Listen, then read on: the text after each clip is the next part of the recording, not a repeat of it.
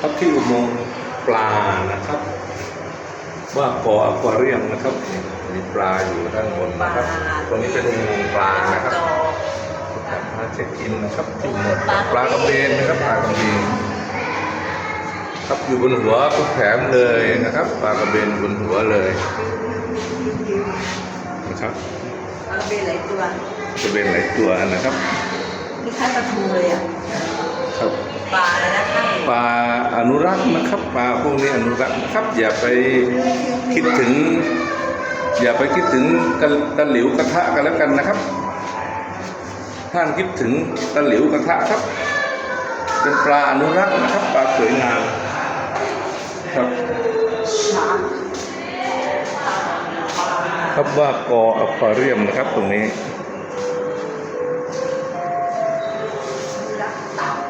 ครับสวัสดีครับ